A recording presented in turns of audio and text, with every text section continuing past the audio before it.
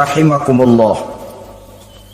Pada pertemuan terdahulu kita sudah membicarakan orang-orang yang menjadi teman-teman setan dalam kehidupan di dunia ini. Maka pada pertemuan kali ini kita akan membicarakan tentang siapa yang menjadi musuh-musuh setan di dalam kehidupan. Dengan satu catatan, berbahagialah mereka yang menjadi musuh-musuh setan, tetapi celakalah mereka yang menjadi teman-teman setan. Bagaimanapun juga di dalam kehidupan ini, apabila orang telah memproklamirkan bendera permusuhan kepada kita, maka kita tentu seharusnya bersikap waspada dan mawas diri. Demikian juga iblis dan seluruh bala tentaranya yang terdiri daripada setan-setan. Mereka telah mengibarkan bendera permusuhan kepada Nabi Adam dan anak cucunya, kepada kita umat Rasulullah sallallahu alaihi wasallam. Akan sengsara dan celaka jika kepada iblis dan setan yang telah nyata-nyata mengibarkan bendera permusuhan itu kita mengadakan toleransi, mengadakan kerjasama, dan menjadi budak yang memperturutkan kemauan daripada iblis dan setan. Siapa yang menjadi musuh-musuh setan dalam kehidupan ini? Inilah pertanyaan berikutnya yang diajukan oleh baginda Rasul kepada iblis. Hai iblis, kalau teman-temanmu adalah seperti yang telah engkau jelaskan tadi, sekarang cobalah beritahu saya, siapa di antara umatku yang menjadi musuhmu dalam kehidupan ini? Atas pertanyaan ini iblis laknatullah menjawab, ya Rasul, musuh-musuhku di antara umatmu, pertama anta ya Muhammad. Musuhku yang pertama adalah engkau wahai Muhammad. Kenapa iblis mencatat Nabi Muhammad sebagai tokoh nomor satu dalam deretan musuh-musuhnya? Mudah difahami. Pertama, keberadaan Rasul merupakan rahmah lil alamin, rahmah bagi lingkungan. Yang kedua, beliau berfungsi menyelamatkan manusia dari tempat yang gelap gulita, dari tempat kesesatan menuju tempat yang terang benderang penuh berisi petunjuk dan hidayah dari Allah Subhanahu wa taala. Maka menurut iblis, inilah manusia perintang pertama atas segala daya dan usahanya menggelincirkan manusia ke jalan yang dimurkai oleh Allah Subhanahu wa taala.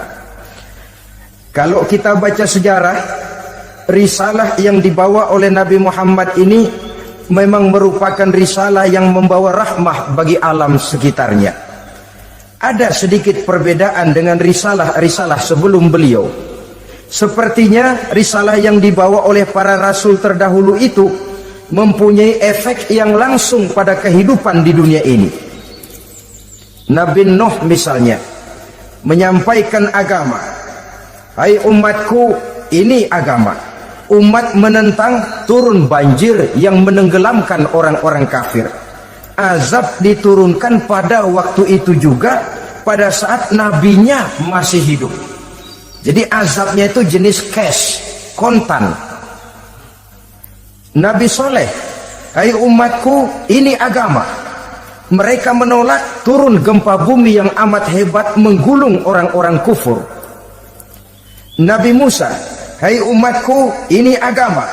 Mereka menolak, sebagian ditenggelamkan di Lautan Merah, sementara sebagian lain dikutuk menjadi monyet-monyet yang hina seperti diceritakan dalam Al-Quranul Karim.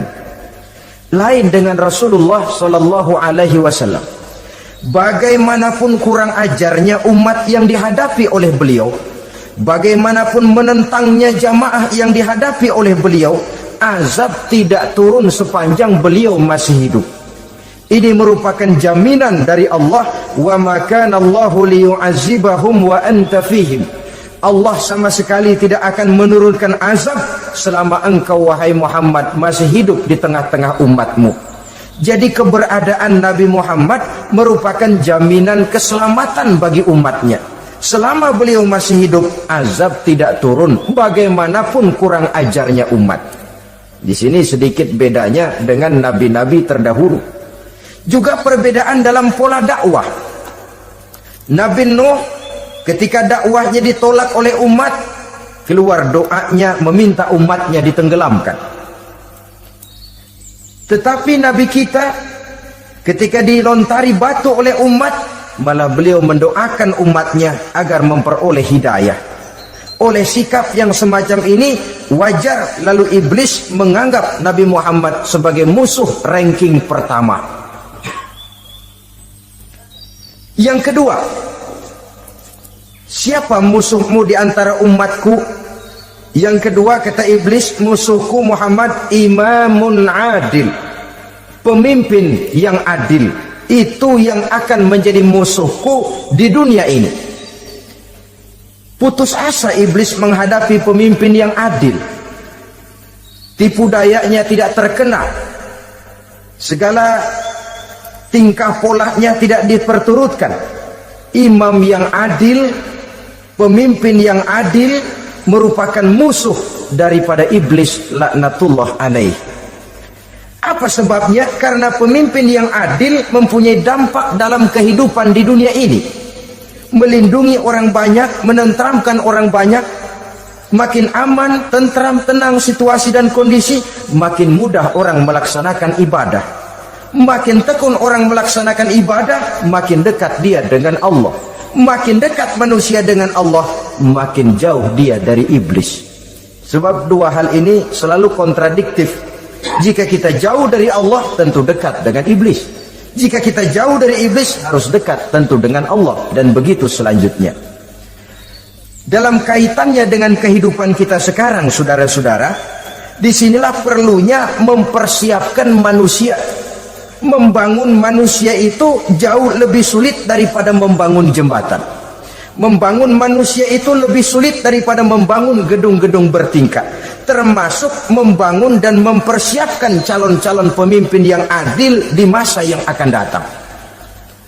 Membangun jembatan penting, tapi lebih penting daripada membangun jembatan adalah membangun manusia yang bikin jembatan.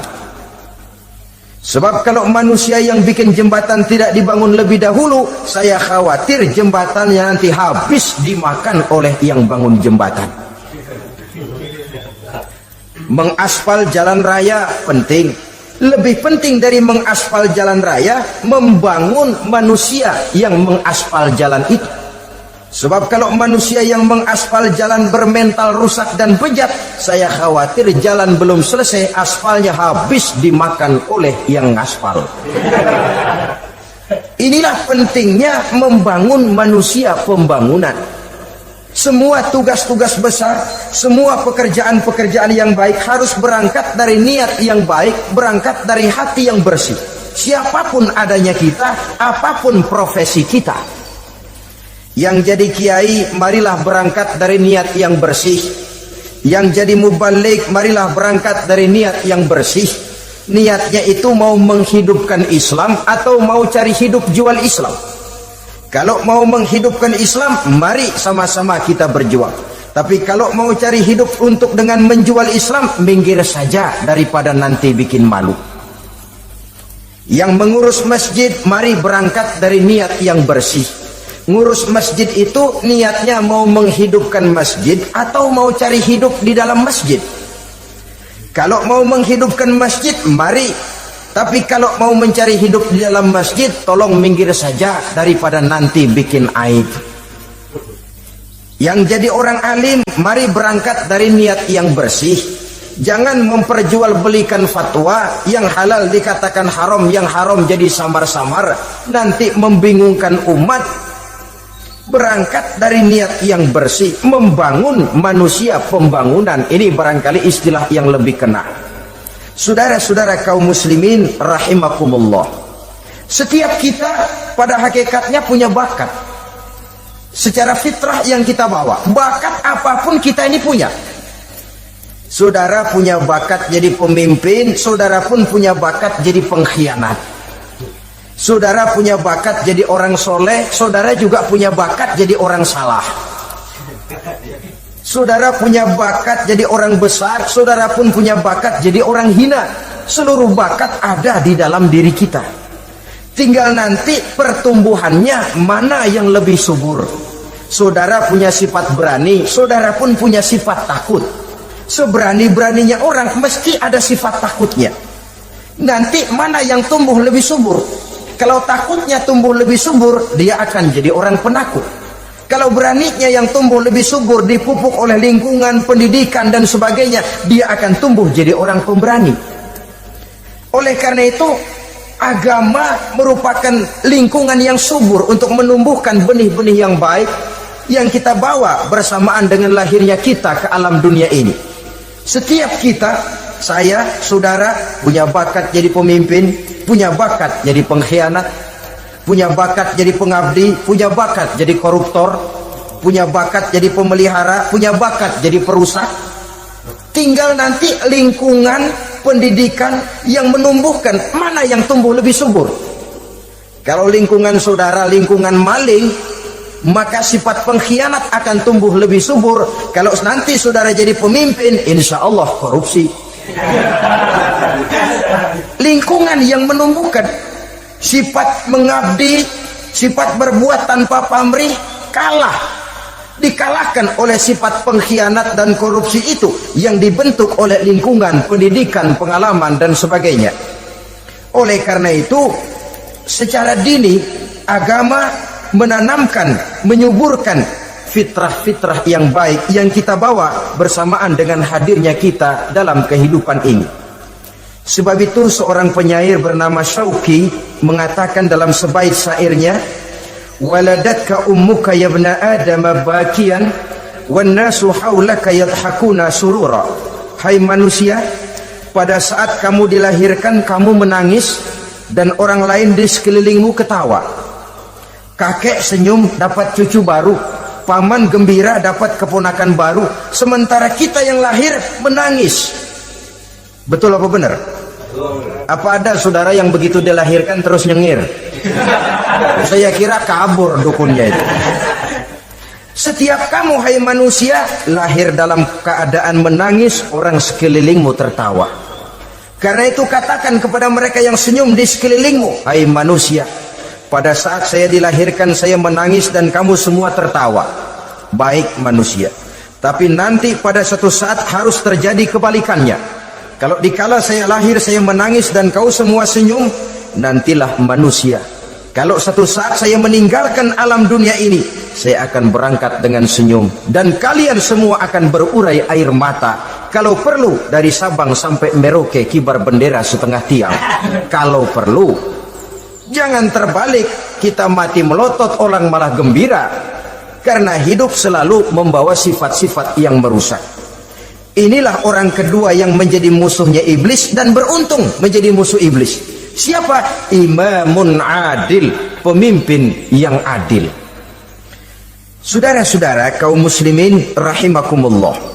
Yang ketiga musuh iblis, ghaniyun mutawadhi, orang kaya yang rendah hati, orang kaya yang tidak sombong. Kaya apa saja, baik kaya oleh karena ilmu, orang yang kaya karena ilmu disebut orang alim. Baik kaya karena materi, orang kaya karena materi dinamakan hartawan. Baik kaya karena kedudukan, orang yang kaya karena kedudukan dinamakan pejabat.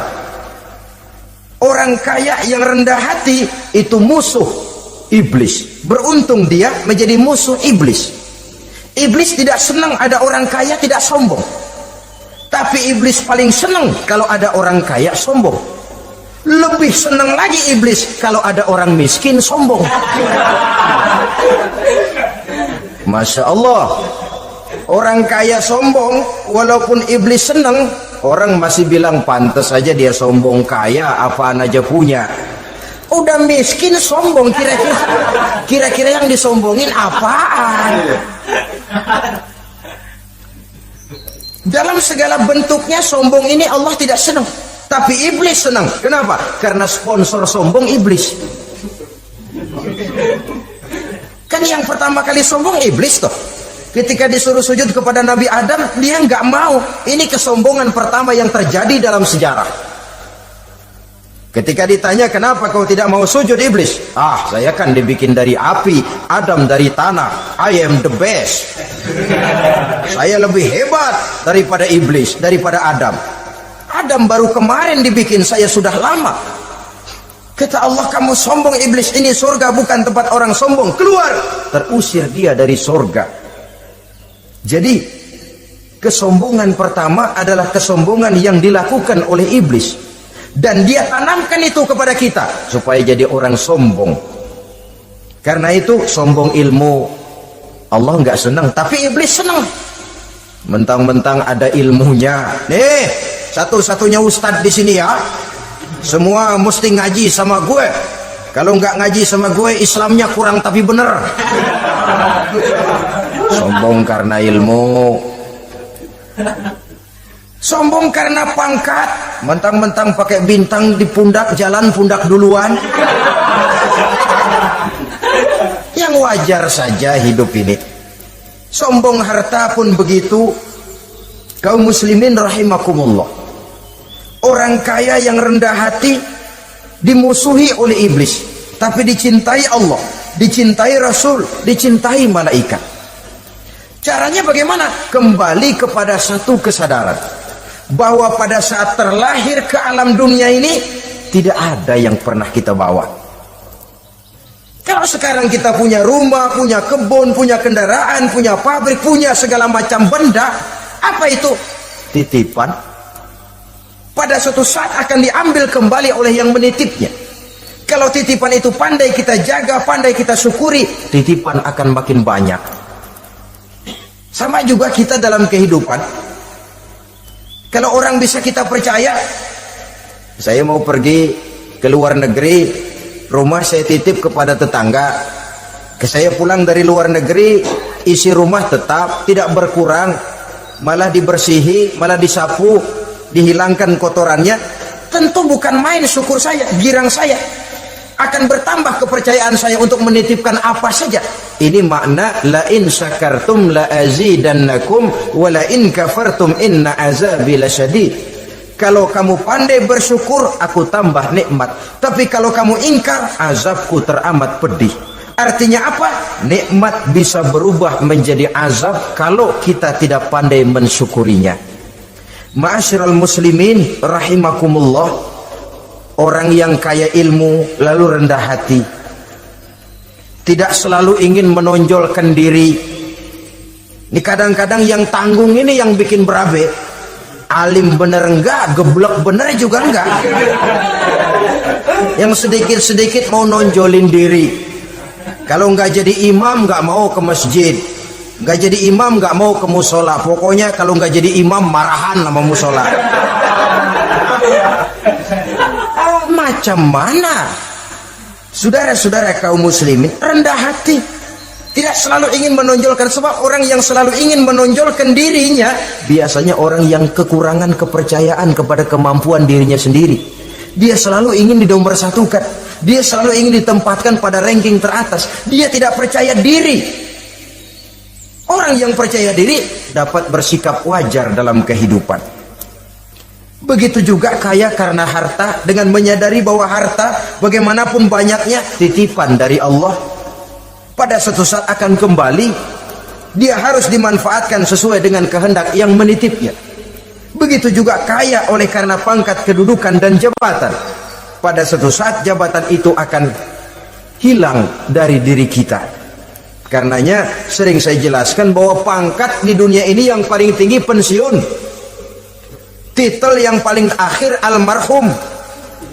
Saudara setuju atau tidak, titel itu akan saudara dapat. Bagaimanapun kita cinta kepada pangkat, kedudukan, entoh pada akhirnya suatu saat akan sampai kepada posisi yang namanya pensiun.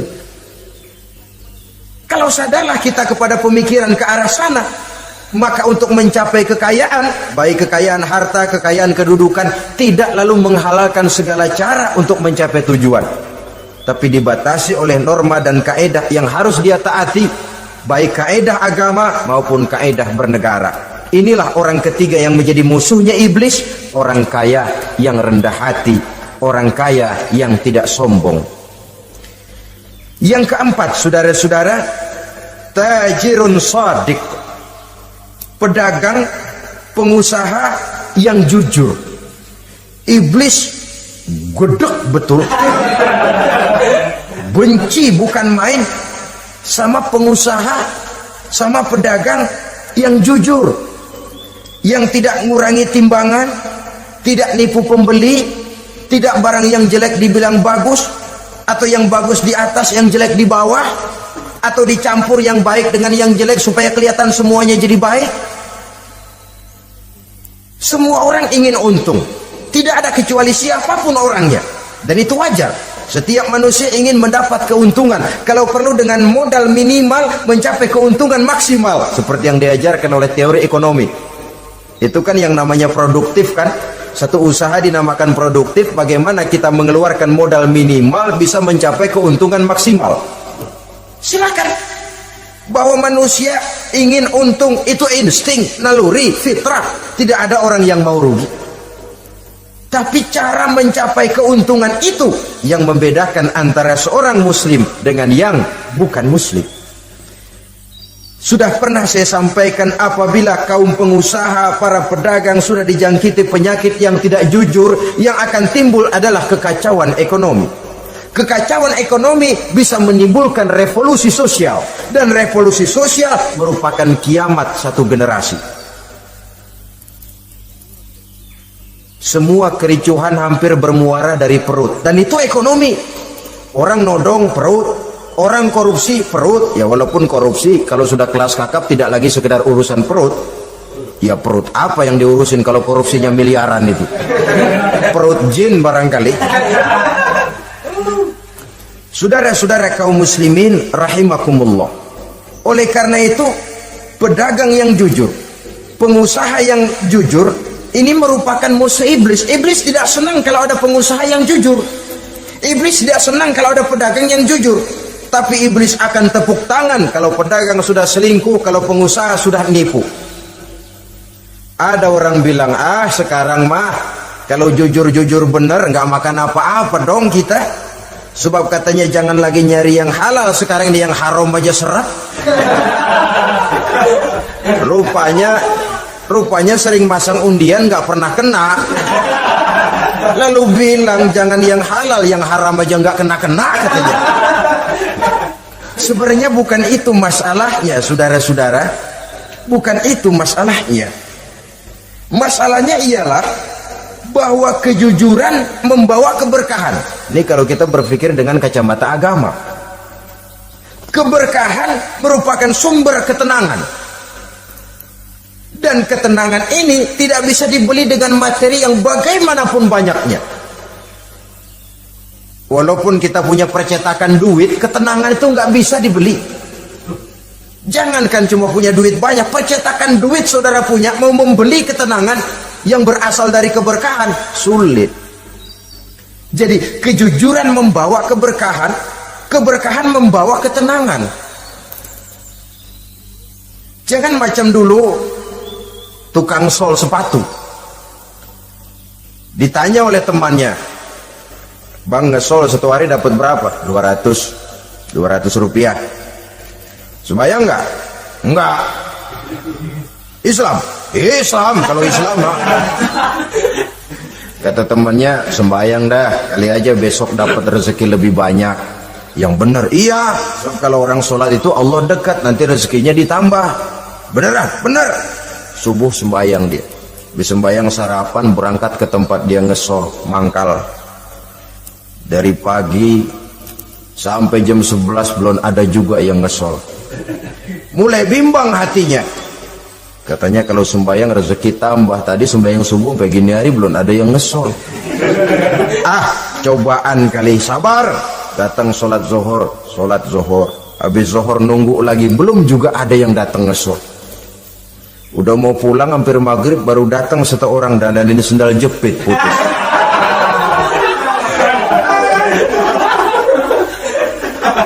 Sudah bayar 25 rupiah, pulang dia si tukang sol ini, ketemu sama temennya yang nyuruh sholat tadi. Ditanya, bagaimana penghasilan ini hari? Apa dijawab? Gua kapok deh sembahyang.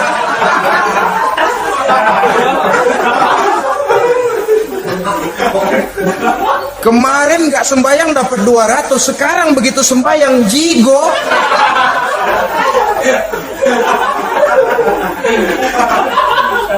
Dia tidak sadar bahwa dengan dari kacamata agama 25 rupiah yang membawa berkah jauh lebih baik ketimbang 200 uang panas. Dari kacamata agama 25 rupiah yang membawa berkah lebih baik daripada 200 rupiah tapi panas. Sebab panas menjauhkan kita dari ketenangan. Itulah sebabnya maka pedagang yang jujur, pengusaha yang jujur menjadi musuh setan dan beruntung. Nah, sekarang jadi pengusaha jujur-jujur nggak dapat proyek, Pak, kalau nggak bisa semar-semir semur. Padahal agama sudah menjelaskan ar-rashi wal murtashi finnar. Orang yang nyogok dan orang yang disogok dua-duanya neraka. Kenapa? Join termasuk ta'awanu 'alal ismi wal 'udwan. Bertolong-tolongan dalam berbuat dosa dan kesalahan. Kalau hadiah lain hadiah, kalau sedekah lain sedekah. Tapi yang namanya semir, suap, ar-rashi wal murtashi finnar. Saudara-saudara kaum muslimin rahimakumullah. Jadi pedagang yang jujur, pengusaha yang jujur merupakan salah satu roda perekonomian. Kegoncangan ekonomi akan menimbulkan dampak sosial yang sangat luas dan kompleks, yang pada giliran puncaknya, dampak paling negatifnya, dia sanggup menggerakkan terjadinya revolusi sosial. Bukankah sebagian besar gerak hidup manusia dimotivasi oleh keinginan untuk mempertahankan kelangsungan hidup? Dan kelangsungan hidup artinya mulut. Mulut itu artinya perut, dan itu artinya makan. Setelah itu mungkin baru pangan, baru sandang, baru dia berpikir pakaian dan sebagainya. Jadi karena dia merupakan penggerak roda ekonomi, pedagang yang jujur, pengusaha yang jujur mutlak diperlukan dalam kehidupan ini. Sebab sekali lagi, kejujuran akan membawa keberkahan, keberkahan memberikan ketenangan dalam kehidupan. Oleh karenanya kita umat Islam, biarin duit kita banyak, asal berkah. Itu tentu idealnya. Ketimbang dikit tidak berkah, lebih baik ia banyak, ia berkah.